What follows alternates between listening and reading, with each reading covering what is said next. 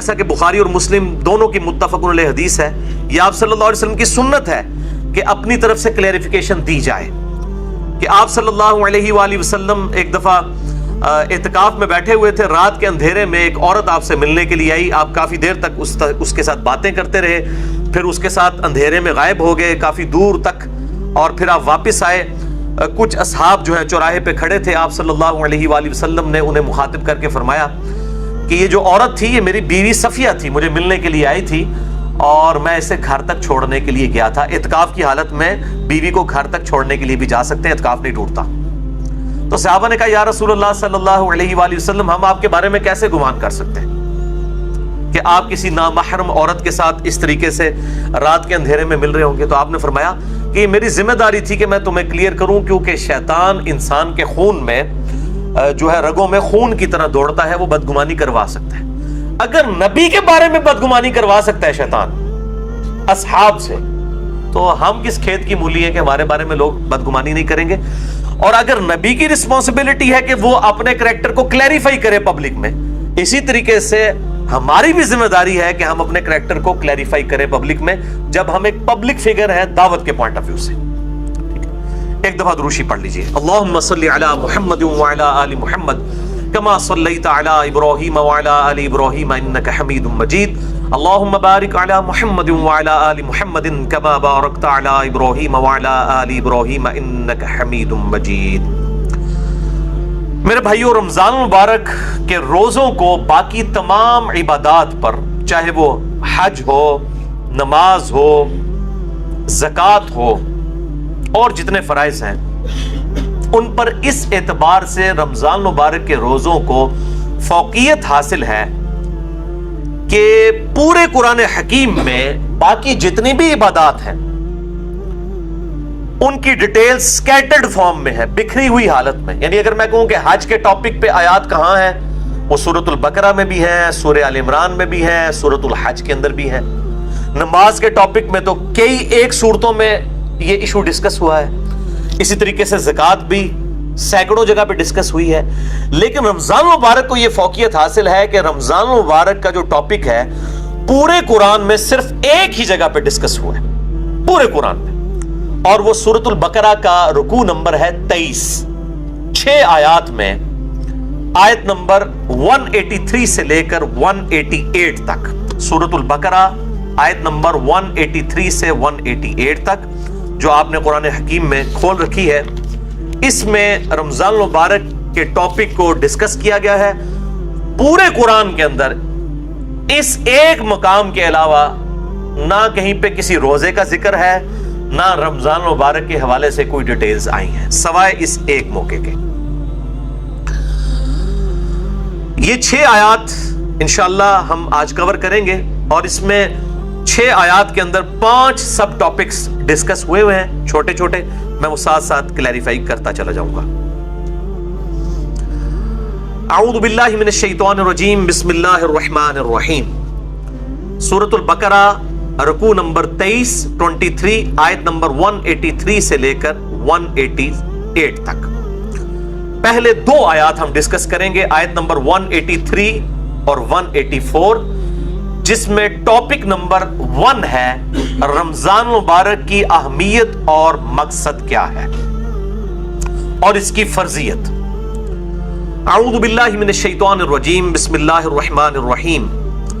یا ایھا الذین آمنوا کتب علیکم الصیام، اے ایمان والو تم پر روزے فرض کیے گئے ہیں، کما کتب علی الذین من قبلکم، جیسا کہ تم سے جو پہلی امتیں گزری تھی ان پر بھی روزے فرض کیے گئے تھے۔ یہ امت محمدیہ صلی اللہ علیہ وآلہ وسلم کا خاصہ نہیں ہے، بلکہ جس طریقے سے نماز بھی اگلی امتوں پر فرض تھی، اس کے طریقے میں فرق ہو سکتا ہے، اسی طریقے سے روزے بھی اگلی امتوں پر فرض کیے گئے تھے۔ اور مقصد کیا تھا؟ لعلکم تتقون، تاکہ تم متقی بن سکو۔ تقوی کا جو روٹ ورڈ ہے عربی میں وہ ہے وقا۔ وقا کہتے ہیں عربی میں بچنے کو، یعنی جس شخص کو یہ یقین ہو کہ کسی ہستی نے میری مرضی کے بغیر مجھے پیدا کیا ہے اور وہ میرے ساتھ کچھ بھی کرنے پر قادر ہے، اس کے خوف کی وجہ سے، اس کے ڈر کی وجہ سے گناہوں سے بچنا اور فرائض پر استقامت اختیار کرنا، یہ ہے تقوی۔ اب وہ گناہ حقوق العباد سے ریلیٹڈ بھی ہو سکتے ہیں اور حقوق اللہ سے ریلیٹڈ بھی ہو سکتے ہیں، اور فرائض بھی حقوق العباد سے ریلیٹڈ بھی ہو سکتے ہیں اور حقوق اللہ سے ریلیٹڈ بھی ہو سکتے ہیں۔ سورۃ الحجرات میں واضح طور پر آیا ان اکرمکم عند اللہ اتقاکم، بے شک تم میں اللہ تعالیٰ کے نزدیک سب سے عزت والا وہ ہے جو زیادہ متقی ہے، اور رمضان کا مقصد بھی تقوی ہے۔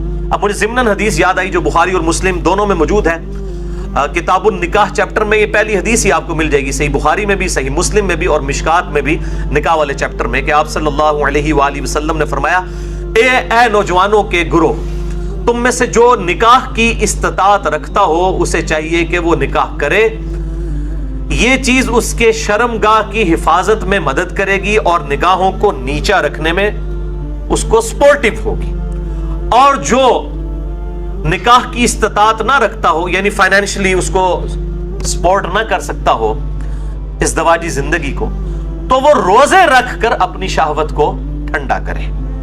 یعنی روزہ جو ہے یہ تقوی کے حصول کا ایک ذریعہ ہے۔ ایام معدودات، گنتی کے چند دن ہیں، یہ رمضان کا جو مہینہ ہے اور روزے ہیں۔ فمن کان منکم مریضا، بس جو کوئی تم میں مریض ہو، اس میں بھی ایکسیپشن دے دی کہ اگر مریض ہو، او علی سفر، یا وہ سفر میں ہو، فعدۃ من ایام اخر، تو وہ اپنی گنتی کو باقی دنوں میں پورا کر سکتا ہے۔ اب وہ سفر چاہے آرام دہ ہو یا غیر آرام دہ ہو، اس سے کوئی سروکار نہیں ہے، سفر میں وہ روزہ چھوڑ سکتا ہے، لیکن باقی دنوں میں گنتی پوری کرنی ہوگی۔ باقی اس کی ڈیٹیلز انشاءاللہ فقہی احکام و مسائل ہم اگلی نشست میں ڈسکس کریں گے۔ وَعَلَى الَّذِينَ يُطِيقُونَهُ فِدْيَةٌ طَعَامُ مِسْكِينٍ، اور وہ لوگ جو بڑی مشکل سے طاقت رکھتے ہیں روزہ رکھنے کی، یعنی بہت بوڑھے ہو چکے ہیں، بیمار ہیں، یا اسی طریقے سے کوئی حاملہ عورت ہے، کوئی دائمی مریض ہے شوگر وغیرہ کا، اس طرح کی جو صورتحال ہو، فدیۃ طعام مسکین، وہ فدیہ دے سکتا ہے مساکین کو۔ فمن تطوع خیرا فہو خیر لہ، اور جو کوئی اس سے بھی زیادہ اللہ کی راہ میں خرچ کرنا چاہے، یعنی ویسے تو ایک روزے کے بدلے ایک مسکین کو ایک وقت کا کھانا ہے، اگر کوئی زیادہ مساکین کو کھلانا چاہتا ہے، جتنا گڑ پاؤ گے اتنا ہی میٹھا ہوئے گا، تو اس کے لیے اتنا ہی بہتر ہے۔ وَأَن تَصُومُوا خَيْرٌ لَكُمْ، اور اگر تم روزہ رکھو تو اسی میں تمہارے لیے بہتری ہے۔ یہ نہ ہو کہ تھوڑی سی بیماری اور بہانہ کر کے کہو جی میں تو فدیہ ہی دے دینا، روزہ رکھنے کی کیڑی لوڑ ہے۔ ان کنتم تعلمون، اگر تم جانتے ہو تو روزہ رکھنے میں ہی بہتری ہے۔ یعنی انسان سب سے بڑا خود اپنے اوپر جو ہے وہ گواہ ہے اور مفتی ہے، وہ بہتر سمجھتا ہے کہ مجھے کس طریقے سے چیزوں کو لے کر چلنا ہے۔ جیسے دنیاوی منفعت کے لیے وہ انسان چھوٹی چھوٹی چیزوں کا خیال رکھتا ہے، تو آخرت کے اعتبار سے بھی وہ خیال رکھے۔ اچھا، یہ جو آیت ہے وَعَلَى الَّذِينَ يُطِيقُونَهُ فِدْيَةٌ طَعَامُ مِسْكِينٍ، اس حوالے سے صحیح بخاری میں ایک حدیث ہے انٹرنیشنل نمبر کے مطابق 4505، جس میں ابن عباس کا قول ہے کہ یہ آیت منسوخ نہیں ہے، کیونکہ بعض اصحاب کا موقف ہے۔ صحیح بخاری میں 4507 نمبر حدیث آتی ہے جس میں ابن عمر کا قول ہے کہ یہ آیت منسوخ ہے، یعنی ان کا موقف یہ ہے کہ یہ پہلے آپشن تھی کہ جو شخص مال دے سکتا ہے وہ مال دے لے، اور جو روزہ رکھ سکتا ہے وہ روزہ رکھ لے، یہ دونوں آپشن ہے، یعنی مریض والا چکر نہیں، جو مالدار ہے وہ صرف مال دے دے، چاہے وہ صحت مند بھی ہے تو روزہ رکھنے کی ضرورت نہیں ہے۔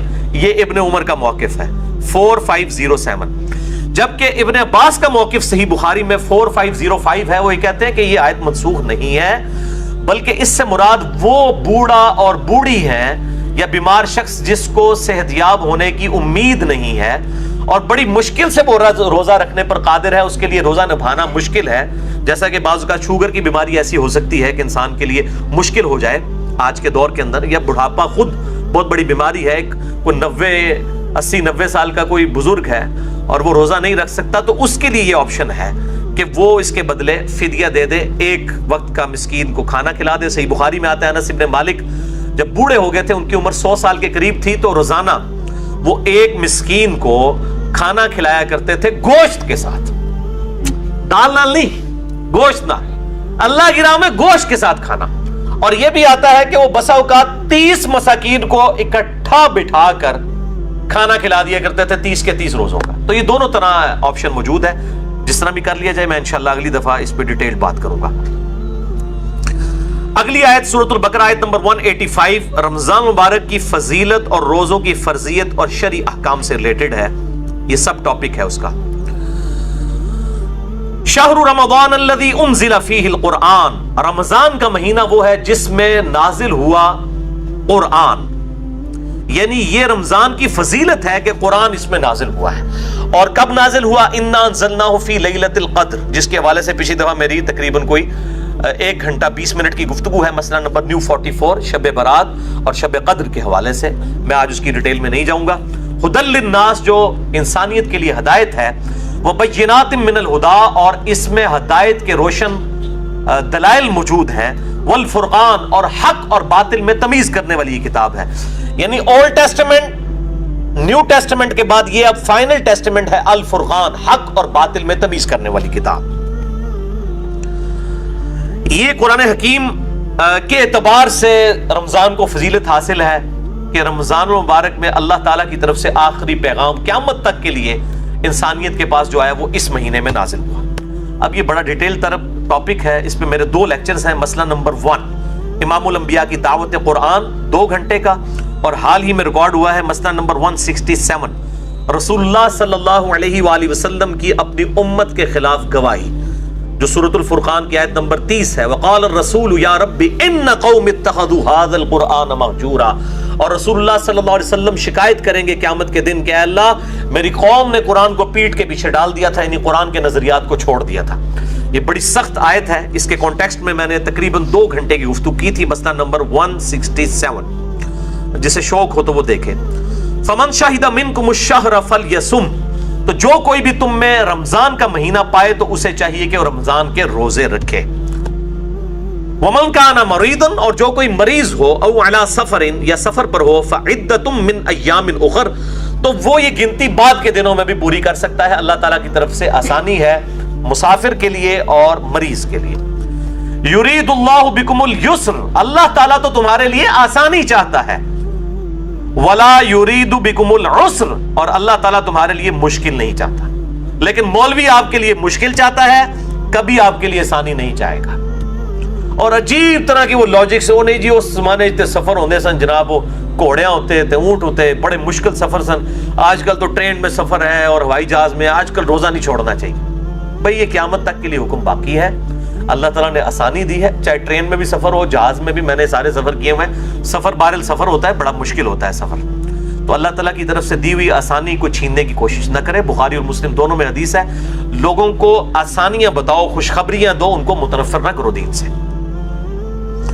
وَلِتُكْمِلُوا الْعِدَّةَ, اور اللہ تو چاہتا ہے کہ بس تم گنتی پوری کر لو. یعنی یہ جو 30 یا 29 مہینے میں جو 29 یا 30 روزے ہیں, یہ گنتی پوری کر لو. اور ظاہر ہے 29 سے کم نہیں ہوں گے, 30 سے زیادہ نہیں ہوں گے. ایک شخص اب رمضان المبارک سعودیہ سے رکھ کے آیا اور یہاں پر 30 روزے ہو جاتے ہیں, وہاں ایک دن پہلے روزہ ہے, اب اس کے یہاں پہنچتے یہاں 29واں ہے اور اس کا 30واں ہے, تو اب وہ 31واں روزہ نہیں رکھے گا. 31واں جو اس کا روزہ ہے, یہاں کا 30واں جو پاکستان کا بن رہا ہوگا, اس دن وہ روزہ نہیں رکھے گا, لیکن عید بھی نہیں کرے گا. عید مسلمانوں کے ساتھ ہی کرے گا, باقی مسلمانوں کے ساتھ. تو روزہ وہ چھوڑ دے گا, کیونکہ گنتی پوری کرنی ہے. اور چاند کا مہینہ بخاری اور مسلم میں آتا ہے, یا تو 30 دن کا ہوتا ہے یا 29 کا. وَلِتُكَبِّرُوا اللَّهَ عَلَى مَا هَدَاكُمْ, تاکہ تم تکبیر بلند کرو اس بات پر کہ اللہ نے تمہیں ہدایت دی. وَلَعَلَّكُمْ تَشْكُرُونَ, اور تاکہ تم اللہ تعالیٰ کا شکر ادا کرو. اور یہ دونوں کام ہم کرتے ہیں عید الفطر کے دن. روزوں کی جب گنتی پوری ہوتی ہے تو عید الفطر کے دن ہم تکبیرات بھی بلند کرتے ہیں. اللہ اکبر, اللہ اکبر, لا الہ الا اللہ, واللہ اکبر, اللہ اکبر وللہ الحمد. ادھر بھی آیا نا کہ تم اس کی تکبیر بیان کرو اور شکر ادا کرو. حمد بھی کرتے ہیں ہم اس کا, تکبیر بھی بلند کرتے ہیں. اور یہ تکبیرات اہل سنت اور اہل تشیع کے درمیان کامن ہے, مسلمانوں کا اجماع ہے ان تکبیرات کے اوپر. عید الفطر کے موقع پر آہستہ آواز میں پڑھی جائیں گی, اور عید الاضحیٰ یعنی بڑی عید, قربانی کی عید کے موقع پر بلند آواز سے.